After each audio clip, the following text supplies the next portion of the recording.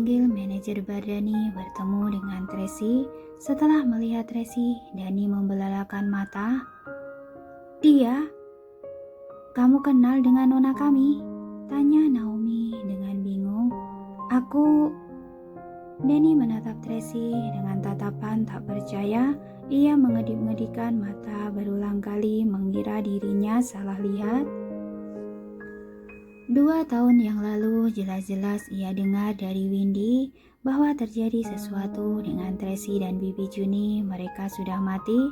Ia tidak berani banyak bicara dan tidak berani banyak bertanya. Namun ia sepertinya tahu alasannya. Keluarga Wellens hanya menginginkan anak-anak tanpa ibunya, jadi membunuh Tracy dan Bibi Juni. 2 tahun ini ia juga sangat berhati-hati, tidak berani menyinggung Daniel. Daniel juga tak pernah datang lagi ke bar Kaisar, jadi ia masih menjadi manajer di sini dengan aman. Hari ini Daniel tiba-tiba kembali. Ia menyapanya dengan hati-hati dan segalanya baik-baik saja. Kemudian Naomi mencarinya, menanyakan ruangan hitam emas itu. Ia ingin mencari alasan untuk menutupinya, tapi Naomi mengungkapkan identitasnya. Dani tahu mereka adalah orang besar, tidak boleh disinggung, jadi ia hendak menjelaskan kepada tuan mereka secara langsung. Tak disangka Nona Moore adalah Tracy Semut di tahun itu. Dani bertambah bingung kenapa Tracy tidak tahu siapa pemilik ruangan itu, malah meminta pengawalnya mencari tahu. "Kenapa?" Naomi memandang Dani dengan bingung. Tidak apa-apa." Dani adalah orang berpengalaman, otaknya berputar sangat cepat. Karena Tracy tidak mengungkapkan identitasnya, berarti ia tidak ingin mengakui dirinya di tahun itu. Untuk apa dirinya banyak bicara?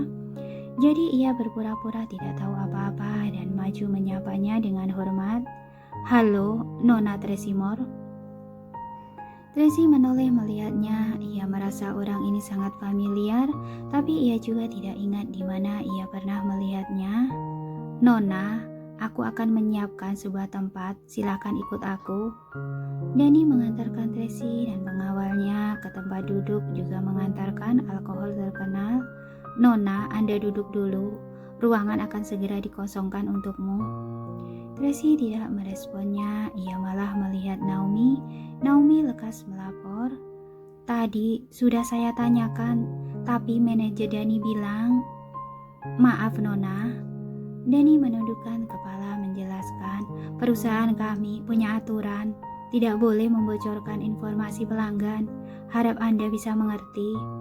Tracy tidak mempersoalkan hal ini. Ia malah bertanya, "Sudah berapa lama kamu bekerja di sini?" 2,5 tahun.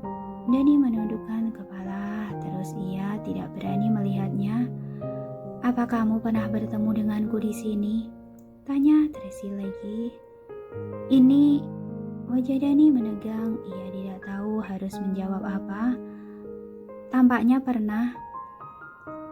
Tracy menyadari sesuatu. Dulu ia pernah datang ke kota Bunaken, pernah datang ke bar ini. Mungkin sekarang ia kehilangan beberapa bagian ingatannya. Dani berdiri di sana, tidak berani bicara. Sejak awal ia sudah mendengarnya. Keluarga Moore setara dengan keluarga Wellens, bahkan keluarga Wellens saja menghormati mereka. Dirinya tentu saja tidak akan berani menyinggungnya. Hanya saja ia benar-benar tidak paham kenapa Tracy masih hidup dan berubah marga dan sekarang menjadi anggota keluarga Moore. Di saat ini seorang pekerja datang melapor. Dani lekas berkata, "Nona, ruangannya telah disiapkan. Mari aku antar kalian ke sana." Tracy meletakkan gelas alkohol, berdiri dan mengikuti Dani menuju ruangan. Naomi dan Paula serta pengawal lain mengikuti dari belakang. "Nona, jika butuh pelayanan apapun, segera beritahu kami. Aku akan mengaturnya." Dani memperkenalkan dengan sungguh-sungguh. "Kalian punya pelayanan apa?" Tracy melirik sekeliling. Ia menyadari ada beberapa wanita tua berbaju mewah sedang memeluk beberapa pria muda yang tampan. Biasanya laki-laki yang datang pasti memesan beberapa gadis untuk menemani minum. Kalau untuk perempuan, lancang, tegur Naomi. Dani Naomi segera menundukkan kepala, tidak berani bicara. Perempuan harus memesan pria. Tracy menaikkan alis. Danny batuk beberapa kali, lalu ia menjawab dengan hati-hati, biasanya memang seperti itu, tapi boleh juga hanya minum atau dengar lagu untuk bersantai. Tracy mendengus dingin, ia mencemooh permainan menjijikan ini. Danny mengamati wajahnya lalu lekas mengubah topik. Aku menyimpan sebotol alkohol bagus di sana, nanti aku antarkan untuk Anda. Tracy menganggukkan kepala sedikit dan bersiap masuk ke dalam ruangan. Tiba-tiba ia melihat sesosok familiar. Langkah kakinya terhenti lalu menatap sosok punggung itu dengan tercengang. Jantungnya entah kenapa berdetak kencang. Sosok punggung ini tertanam kuat di dalam benaknya, seolah pernah bertemu dengannya dulu. Tracy lekas mengejarnya, ingin memanggil orang itu, tapi orang itu berjalan cepat ke depan. Ia mempercepat langkah kakinya, matanya akan segera menangkap orang itu, tetapi pria itu malah berbelok menuju koridor dan sempat menoleh kepala melihat Tracy sekilas. Wajah sisi samping yang tampan dengan topeng itu tampak menawan dan misterius, sedangkan tatapan mata itu begitu dalam, sedalam lautan, seolah menyimpan berbagai rahasia, menunggu Tracy menjawabnya. Tracy tertegun sejenak, lalu mempercepat langkah kaki mengejarnya, tetapi sosok itu malah menghilang. Ia tercengang di tempat. Beberapa saat kemudian ia baru tersadar kembali. Sosok tadi terus muncul di dalam benaknya. Ia mencoba mengingat sesuatu tentang pria itu, tapi pintu memori itu terkunci. Ia sulit mengingatnya. Nona, Naomi, Paula, serta pengawal lain buru-buru mengejarnya. Anda baik-baik saja? Mereka memandangnya dengan khawatir. Cari orang itu. Tracy menoleh melihat Danny dan memerintah dengan arogan. Sekarang, segera. Hah? Danny melihat ia sedang mengejar seseorang, tapi ia tidak melihat jelas tampang orang itu. Tubuhnya tinggi dan ramping, berbaju hitam, mengenakan topeng hitam setengah wajah. Tatapan matanya dalam. Tracy mendeskripsi. Oh ya, di topengnya juga ada simbol misterius. Jika ia mengenakan topeng, seharusnya adalah laki-laki penghibur di bar kami. Danny menganalisis dengan teliti. Aku akan segera mencarinya. Paula dan Naomi tercengang. Barusan saja Nona Tracy merasa jijik dengan permainan laki-laki penghibur, sekarang malah berinisiatif ingin mencarinya. Tracy berbalik badan masuk ke dalam ruangan. Sudah ada beberapa pelayan wanita yang melayani di dalam, membukakan alkohol dan menyiapkan buah-buahan. Tracy duduk dengan arogan di atas sofa lalu menerima anggur merah yang dibawakan Naomi. Ia menggoyangkan gelas dengan santai. Matanya melihat ke bawah sedang memikirkan sosok pria tadi. Aneh sekali, setelah ia kembali ke kota Bunaken, seringkali timbul rasa familiar pada beberapa orang dan beberapa hal, misalkan Daniel, Linda, dan Danny tadi. Setiap kali selalu ada perasaan ruwet atau jantungnya sakit seperti ditusuk, juga kebencian yang mengikis tulang ataupun rasa acuh tak acuh. Satu-satunya sosok yang memberinya rasa kelembutan yang tulus adalah pria barusan. Perasaan itu sangat indah dan lembut, jadi ia sangat ingin menemukannya. Naomi dan Paula sering bertatap-tatapan, mengenyitkan kening, tidak berani bicara. Tracy duduk bersandar di sofa dengan kaki menyilang, menyesap anggur dengan angkuh. Waktu berlalu sedikit demi sedikit, ia mulai mengenyitkan kening dan kesabarannya sudah habis. Segera saya tanyakan. Naomi bersiap mencari Danny. Di saat ini Danny sudah membawa belasan pria penghibur masuk ke dalam. Semuanya memiliki tinggi 185 cm, mengenakan berbagai jenis topeng hitam dan mengenakan jaket kulit hitam. Hampir sesuai dengan deskripsi Tracy. Naomi, Paula, dan 6 pengawal wanita lainnya tercengang. Mereka sudah sering melihat hal-hal besar, tapi ini pertama kalinya mereka melihat hal seperti ini. Pria itu satu persatu menatap Tracy dengan lembut, lalu melihat Naomi dan Paula. Naomi dan Paula merasa canggung tidak berani bicara. Nona Tracy, aku telah mendatangkan semua pria penghibur sesuai deskripsimu. Coba Anda lihat mana yang sedang Anda cari. Dani menunjuk 13 pria itu dan memperkenalkan dengan ramah. Mereka semua berpendidikan tinggi dan cerdas. Setiap orang sudah melewati pelatihan yang ketat dan memiliki sertifikat kesehatan. Diam. Deham Tracy sambil mengenyitkan kening. Dani lekas menutup mulut, tidak berani bicara lagi. Tracy menatap para pria ini dengan dingin. Ia mengenyitkan kening dan membuat gestur tangan dengan kesal. Semuanya bukan? Tanya Dani. Keluarlah. Deham Naomi. Dani lekas meminta para pria penghibur itu mundur. Lalu ia sendiri berjalan masuk kembali. Ia berkata dengan lemah, Nona, seluruh pria penghibur sesuai deskripsimu sudah dikumpulkan di sini. Apa mungkin ganti baju? Tanya Naomi. Iya, mungkin juga. Aku coba mencarinya lagi. Dani bersiap keluar. Tunggu sebentar. Tiba-tiba Tracy memanggilnya. Baik. Dani berdiri di pintu menunggu perintahnya. Apa mungkin dia bukan pria penghibur di sini? Tracy mengingat dengan cermat aura orang itu tidak seperti gigolo. Kalau bukan pria penghibur, kenapa mengenakan topeng? Dani menganalisis dengan cerdik. Orang yang bermain ke tempat ini biasanya anak orang kaya atau pebisnis, juga para manajer atasan tinggi.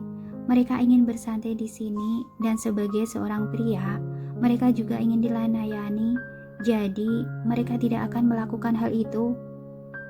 Selain itu, pria penghibur di sini semuanya telah melewati pelatihan ketat.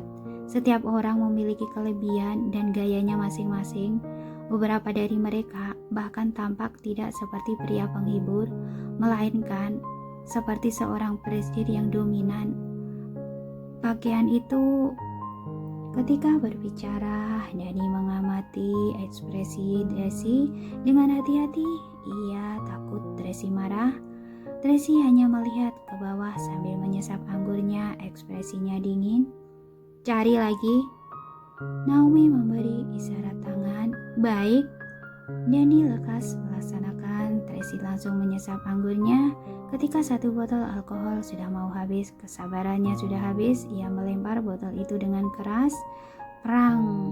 Sebuah suara keras terdengar. Para pelayan di ruangan itu terkejut dan lekas menghindar ke samping. Tracy menggunakan tisu basah mengelap tangannya, kemudian mengambil jaketnya dan bersiap pergi. Naomi dan Paula serta pengawal lainnya lekas mengikutinya. Baru saja berjalan beberapa langkah, Dani membawa pria penghibur mendekat. Ketika melihat Tracy, ia lekas melapor. Nona Tracy, aku sudah mencarinya beberapa pria penghibur top. Coba lihat apa mereka yang Anda cari.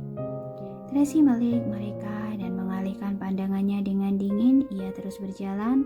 Seorang pria penghibur top berinisiatif mendekat dan berkata dengan lembut dan perhatian, Nona Tracy, Anda sudah banyak minum. Bolehkah aku menemani Anda? Enyah. Tracy mendehem sambil mengenyitkan kening. Lihat aku dulu. Anda pasti menyukaiku. Pria penghibur itu melepaskan topeng, memperlihatkan wajah tampannya. Tracy mendongak melihatnya, memang tampan, tapi ia tidak berselera. Melihat Tracy yang sedang melihat dirinya, ia sangat gembira dan mengulurkan tangan memegangnya. Biar aku rangkul Anda untuk beristirahat. Perak. Belum selesai bicara, Tracy sudah menendangnya terbang dengan satu kaki. Pria penghibur itu ditendang terbang beberapa meter hingga menabrak pintu ruangan VIP, lalu jatuh merosot ke lantai. Ia memegang perutnya dan berteriak kesakitan. Beberapa pria penghibur lainnya tercengang, wajah mereka memucat dan bersembunyi ketakutan di belakang Dani. Dani juga tercengang. Tracy yang dulu begitu lemah gemulai juga selalu ditindas. Bagaimana mungkin bisa bertenaga dan ahli bela diri seperti sekarang? Tracy Moore di hadapannya yang memiliki wajah sama persis. Apakah sungguh Tracy Smith? Tracy menatap dingin pria penghibur itu lalu menggosok-gosok sepatunya hak tingginya di karpet. Kemudian ia melangkah pergi dengan elegan. Naomi memberikan Dani selembar cek lalu menggunakan dagu menunjuk pria penghibur itu. Ini adalah biaya pengobatannya dan biaya kerja kerasmu. Kalian atur sendiri. Terima kasih. Dani menerima cek itu dan matanya membelalak. 20 miliar. Tracy yang dulu berjuang mati-matian demi 2 juta, bagaimana mungkin memberinya kompensasi senilai 20 miliar? Apakah ia salah lihat atau Nona Tracy ini sama sekali bukan Tracy Smith? Dani masih tercengang. Tracy dan pengawalnya sudah pergi. Kak Dani, tolong. Pria penghibur itu berbaring di lantai sambil menangis. Dani dan beberapa pria penghibur lekas memapahnya. Jangan sentuh aku. Pria penghibur itu berbicara dengan kesakitan. Pinggangku sepertinya patah. Cepat panggilkan ambulan. Hah? Dani tercengang. Begitu parah? Iya. Pria penghibur itu menangis. Tuan Putri apanya? Jelas-jelas ia adalah wanita iblis. Tutup mulutmu. Kalau ingin mati, jangan melibatkanku. Dani lekas bergumam. Jangan melibatkan kami juga. Beberapa pria penghibur ketakutan. Barusan aku lihat para pengawalnya memiliki pistol. Astaga, mengerikan sekali. Kak Dani, aku takut sekali. Jangan berisik, cepat bawa dia ke rumah sakit. Jangan sentuh aku. Cepat panggilkan ambulan. Toh tidak akan mati, kenapa panggil ambulan? Begitu mobil ambulan kemari, akan timbul kekacauan di sini. Kak Dani, kamu kejam sekali. Tutup mulutmu. Tadi mereka kasih cek berapa? Cepat berikan padaku. Ada kemungkinan aku akan hidup cacat. Uang itu seharusnya milikku. Cerewet sekali, 1 orang setengah bagian. Kamu... Tracy mengenyitkan kening, ekspresinya sangat menakutkan. Sosok misterius itu memancing ingatannya dan mengguncang suasana hatinya, namun ia malah menghilang. Siapa dia sebenarnya? Naomi mengamati ekspresi wajahnya dan berkata dengan hati-hati, Nona, jangan marah. Saya segera mengirim orang untuk menyelidikinya. Harus menemukannya. Ucapan Tracy belum selesai, tiba-tiba ia tertegun. Tak jauh dari sana terlihat sosok familiar itu. Bukankah itu dia? Nona, mobil sudah siap. Pintu depan terlalu banyak orang. Kita lewat pintu belakang saja. Tracy tiba-tiba berlari menjauh ketika Paula sedang bicara. Ia ingin mengejar orang itu. Seorang pemabuk tiba-tiba menarik Tracy. Wanita cantik, mau kemana? Sini temani kakak minum. Lepaskan. Tracy berseru jijik. Tidak, aku sudah melihat semuanya. Tapi aku belum pernah melihat wanita cantik sepertimu.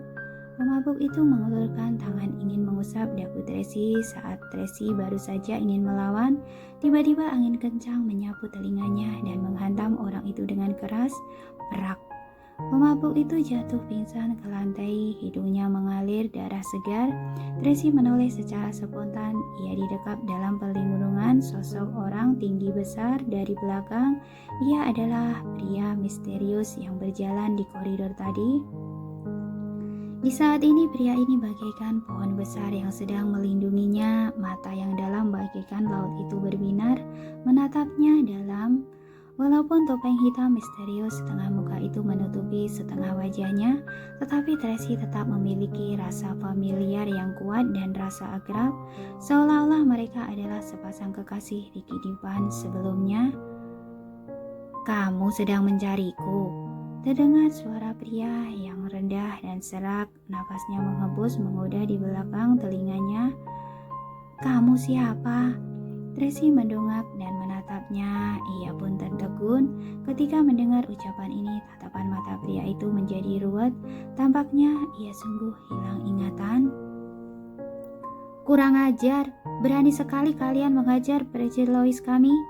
Beberapa pengawal meraung mengambil mengambil botol alkohol ingin maju menyerang mereka, pria itu merangkul pinggang Tracy, memeluknya dan memutarnya. Di saat bersamaan kaki panjangnya juga menendang orang itu berak. Beberapa orang itu terbang dan terlempar ke meja kaca tempat duduk. Kaca itu pecah, hancur dan berantakan. Ikut aku. Pria itu menarik tangan Tracy, membawanya pergi dari pintu belakang. Nona Tracy! Naomi dengan Paula bergegas mengejar. Tracy menoleh memberi isyarat tangan padanya. Naomi hanya melempar kunci mobil kepadanya lalu menarik Paula. Kenapa tidak mengejarnya? Tanya Paula cemas. Bagaimana jika terjadi sesuatu? Kamu tidak lihat kode tangan Nona? Naomi mengenyitkan kening. Jika kita mengikuti mereka, hanya akan merusak momen baiknya. Jika Nona marah, kamu sendiri tahu akibatnya. Tapi asal pria itu tidak jelas. Jika ada maksud di belakang bagaimana? Jadi kita harus diam-diam mengikuti mereka dari belakang. Naomi melihat Tracy lari lewat pintu belakang bersama pria misterius itu. Ia lekas mengejar. Tidak boleh terlalu dekat, tapi kita juga harus menjaganya dari kejauhan. Nona Tracy, kenapa ya? Biasanya begitu dingin dan acuh tak acuh. Kenapa malam ini begitu bertemu pria itu? Ia seperti kehilangan jiwa. Ia tak berdaya di hadapan pria misterius. Dalam kegelapan, Hartono melihat Daniel berhasil menarik Tracy pergi. Ia pun turut senang. Tuan Daniel berhasil. Berapa wanita itu sungguh merepotkan. Rian mengenyitkan kening melihat Naomi dan Paula. Bagaimana ini? Apa kita harus menghalangi mereka? Tanya Hartono dengan cemas. Menghalangi mereka hanya akan membuat kita ketahuan. Rian sudah memiliki rencana. Tenang saja, dengan kemampuan Tuan Daniel, pasti bisa segera lepas dari mereka. Benar juga. Hartono merasa bangga. Apa kita perlu ke sana melihatnya? Dari sini sudah bisa melihatnya. Rian membuka jendela pemisah. Di luar jendela itu adalah parkiran mobil. Kebetulan sekali dapat melihat Daniel yang mengenakan topeng dengan dandanan misterius sedang keluar sambil menarik Tracy. Kamu berani keluar bersamaku? Daniel baru saja ingin mengeluarkan kunci mobil. Seharusnya kamu yang berani atau tidak? Tracy menekan kunci mobilnya. Sebuah mobil Pagani melaju keluar dari parkiran mobil secara otomatis. Ia bergerak seperti kilatan petir dan berhenti tepat di samping mereka dengan stabil.